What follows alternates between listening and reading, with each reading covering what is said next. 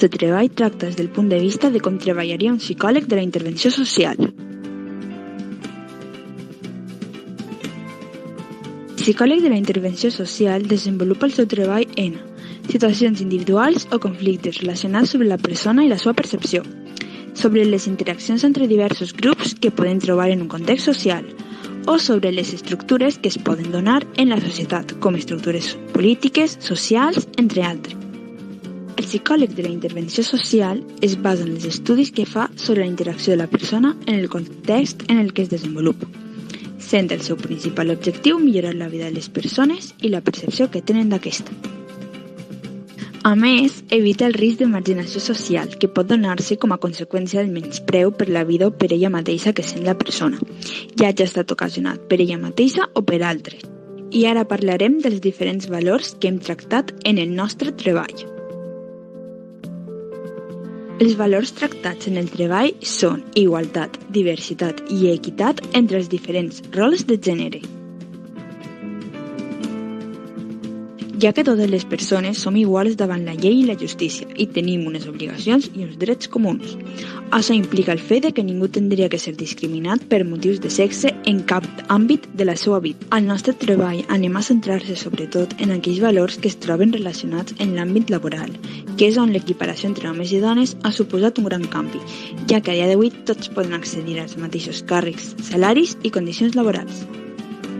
Després d'haver treballat el perfil del psicòleg social, els valors de gènere i considerant el nostre antic dilema, hem generat el nou dilema, el dilema d'Anna. Anna és una dona molt implicada en els diferents àmbits de la seva vida, amb la seva família, els seus amics, en la seva feina.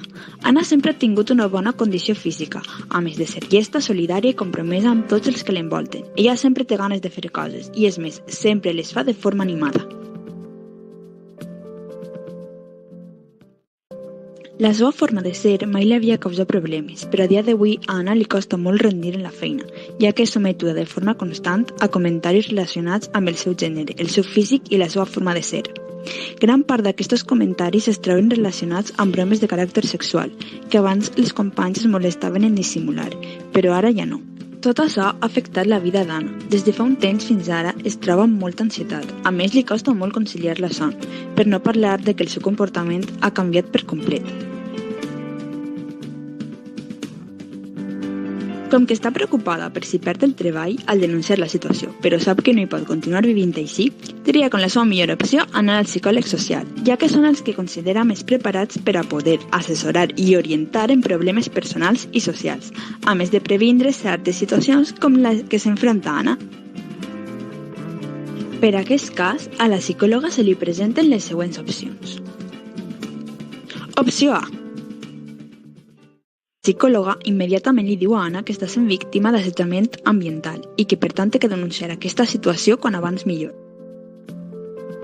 Vulnera l'article 6 ja que es viola el sentit de responsabilitat, ja que la psicòloga no es preocupa en ningú moment de com aquesta decisió hi pot afectar la vida d'Anna. Es vulnera l'article 15 ja que no està sent imparcial, ja que està prenent una decisió segons els seus propis criteris, cosa que no hi hauria fer. Vulnera l'article 17 ja que la psicòloga traspassa els seus límits dintre del que ella pot decidir. Es vulnera l'article 29 ja que ella està donant la seva opinió dintre una situació que podria resultar confusa.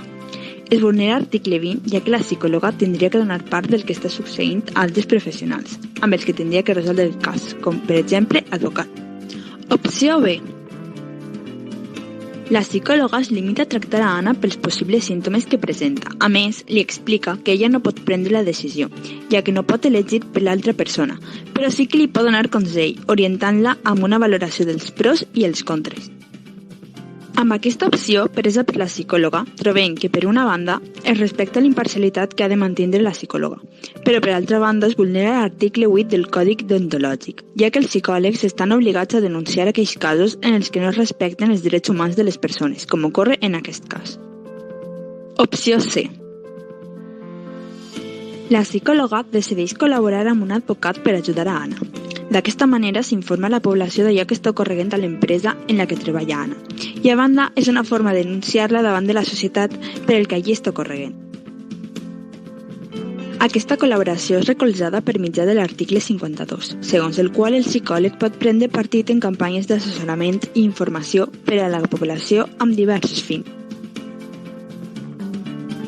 Per últim, se'ls queda compartir amb vosaltres una pregunta per a que reflexioneu. Si una companya de feina es vera en aquestes condicions, què faries? Denunciaries? Però, i si el teu rol de gènere fos el contrari al que és?